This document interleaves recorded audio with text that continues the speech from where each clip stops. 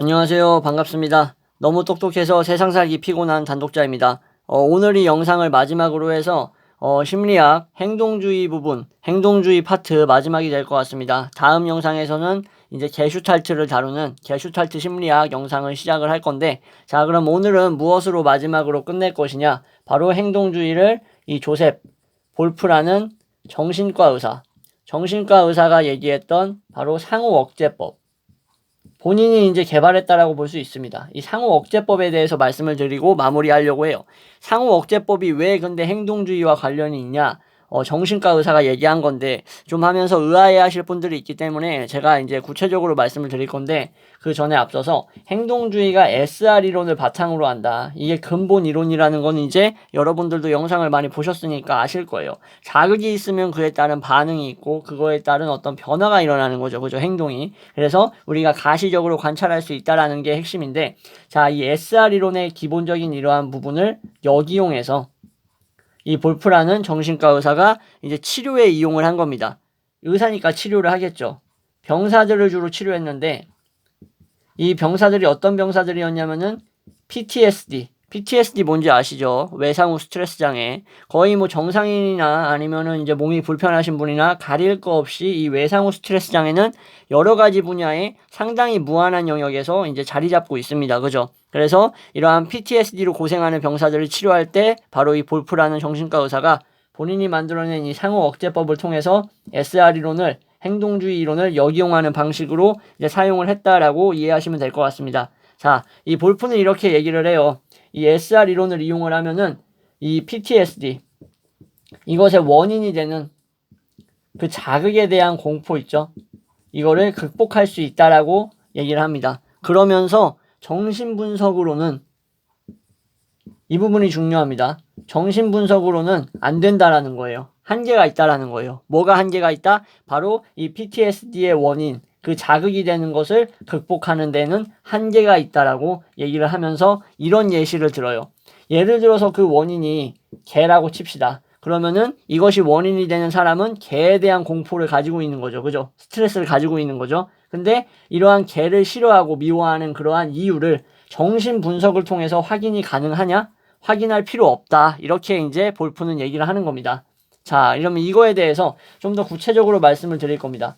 당연히 예시는 이 개를 무서워하는 사람으로 예시를 들 건데, 이 내용은 책의 내용과 흡사하기 때문에 이해하시기 쉽게, 혹시라도 이제 책을 보시면서 제 영상도 보시는 분이 있을지도 모르니까 이렇게 말씀을 드립니다. 자, 볼프는 PTSD를 앓고 있는 이 병사 치료를 많이 했다라고 했었죠. 그죠? 이 병사를 많이 치료했었는데, 이제 공포와 불안이라는 것을 우리가 알아야 됩니다. 공포와 불안이라는 것이 바로 자극이 원인이 돼가지고 우리에게 심어주는 어떤 감정 상태라고 볼 수 있어요. 그죠? 이러한 공포와 불안이라는 것은 일종의 R이라고 볼 수 있는 거고, 자극을 S라고 볼 수 있겠죠. 그죠? 그러면은 개가 자극이 되겠죠. 개에 대한 공포를 가지고 있는 사람은 개를 보거나 개가 짖거나 아니면은 뭐 개의 냄새가 나거나 개 털이 흩날리거나 뭐 여러 가지 너무 많은 무수한 종류의 어떤 이러한 어떤 외상과도 같은 자극과도 같은 것들이 있는데, 그러면은 이것을 접했을 때 그거에 대한 공포나 불안을 갖고 있는 사람들은 당연히 반응으로서 바로 공포가 나타나겠죠. 그죠? 불안이 나타날 거 아니에요. 그러면 볼프는 이렇게 얘기를 하는 겁니다. 이러한 불안과 공포와 이런 반응들을 바꿔줘야 된다라는 거예요. 뭐로 바꿔주냐? 바로 안심이라는 것으로 변화시켜줄 수 있게 만들어야 된다는 거예요. 이거에 대해서 좀 더 구체적으로 설명을 하겠습니다. 자, 우리가 이러한 사람들이 개라는 어떤 것과 관련된 거를 보면은 그러한 자극을 겪으면 바로 공포나 어떤 불안으로 리액션이라는 그게 반응이 나타난다라는 것을 이제 이해가 되셨죠? 이해를 하셨죠? 여러분들도. 자, 그러면은 개를 발견했을 때, 우리가 접했을 때, 그리고 그 환자가 접했을 때, 그때 바로 뭐 예를 들어서 심호흡을 3번 한다. 그리고 나서 이제 진정을 시키려고 하는 거예요. 자기 자신을. 예를 드는 겁니다. 자, 그러면 개에 대해서 일종의 괜찮다, 무섭지 않다, 안 문다, 나한테 개가 별로 관심 없다 라는 안심이라는 반응을 심어주는 거예요. 그러니까 의도적으로 이게 무슨 말이냐면은 의도적으로 조건 형성을 시킨다라고 표현을 하는 게 맞습니다. 이해가 되시겠죠? 개를 발견했을 때 자동적으로 어떤 불안이라던가 공포가 나왔던 이러한 나의 어떤 예전의 어떤 그런 메커니즘을 이렇게 변화시키는 거예요. 개를 봤을 때 심호흡을 하고 진정을 하고 그리고 봤을 때 의도적으로 조건을 형성시킨다. 안심이라는 것. 불안을 없애는 이러한 조건을 형성시켜주는 거예요. 한마디로 심어놓는 거죠. 이해되시겠죠? 자, 개를 무서워하는 이유는 개 트라우마가 있는 사람은 개에 대한 공포라는 그 감정이 고전적 조건 형성되어 있다는 거예요. 파블로프에 의해서 이런 얘기를 말씀드렸었죠. 그죠? 개가 음식을 보면 침을 흘리게 된다.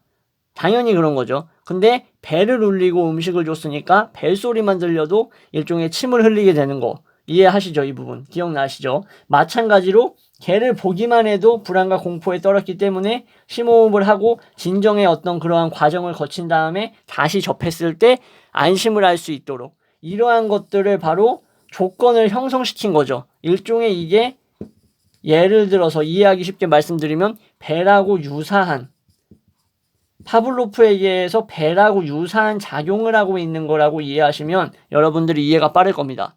이해되시죠? 자, 그래서 이러한 고전적 조건 형성이 되어 있는 것을 공포가 아니라 아까 말씀드렸죠? 안심이라는 반응으로 돌릴 수 있도록 이렇게 나오도록 재조건 형성을 시키는 게 중요하다. 이 부분 진짜 중요한 부분입니다. 재조건 형성을 시키는 거예요. 그러면 된다라고 볼프는 생각을 했습니다. 자, 이 방법은 다른 감정을 인간이 동시에 경험할 수 없다라는 것을 이제 바탕으로 해서 그런 원리를 이용한 거예요. 이거에 대해서 좀 더 구체적으로 설명을 해드리도록 하겠습니다. 인간이라는 이 존재는 다른 감정을 동시에 이제 경험할 수 없다라는 거예요. 무슨 말이냐면은 공포나 불안이라는 감정을 경험을 하면은 거기에 동시에 안심이라는 것이 공존할 수 없다라는 거예요. 그 감정이. 불안에 사로잡히고 공포에 사로잡히며 안심이라는 감정과 같이 이 자리를 나눠 가질 수가 없다라는 것. 결국 안심이면 안심이고 공포면 공포지 둘이 같이 나타날 수 없다라는 것을 이용해서 결국 이 PTSD로 어떤 자극과 조건에 의해서 이런 것들, 공포가 유발되는 것을 아예 안심 쪽으로 바꿔버리면 이제 그 자극을 봤을 때, 그 자극, S를 봤을 때 더 이상 이러한 R이 아니라 안심이라는 R이 나올 수 있게 된다는 거예요. 예, 이해가 되시겠죠? 자, 이렇게 해서 상호 억제는 공포나 불안이 작은 것부터 천천히 제거를 하다가 마지막에 큰 두려움과 불안을 유발하는 그러한 것들을 제거하는 방식으로 순차적으로 단계적으로 진행을 합니다. 무슨 말이냐면은 개가 있으면은 작은 개부터 큰 개, 사냥개, 그리고 맹인 안내견도 있을 거고, 그죠? 해상 구조견도 있을 거 아니에요? 개들이 오히려 인간보다 나은 부분들이 많죠. 이런 걸 보면. 아무튼 이 작은 개부터 큰 개까지 있는데 단계적으로 우리는 뭘 한다? 이러한 공포를 제거해 간다. 그래서 개에 대한 트라우마, PTSD가 있는 사람 같은 경우에는 작은 개를 봤을 때 반응으로 안심할 수 있겠죠. 그죠?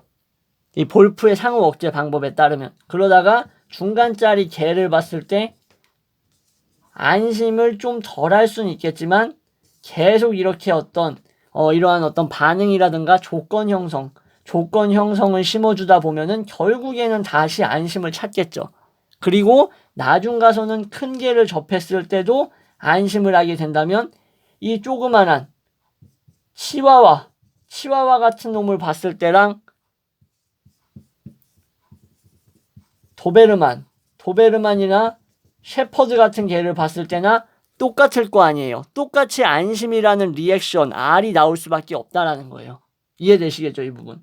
자, 그래서 개가 작든 크든 간에 작은 개부터 큰 개까지 하나의 조건 형성을 안심이라는 것으로, 불안이었는데 공포였는데 그것을 안심이라는 것으로 돌려놓게 된다면, 공포를 제거해 나가게 된다면 결국 이러한 체계적인 탈감작법이라고 하는데 이거를 결국 치료법으로서 이 PTSD를 극복하고 치료하는 데 있어서 도움이 될 것이다라고 볼프는 주장을 했던 겁니다.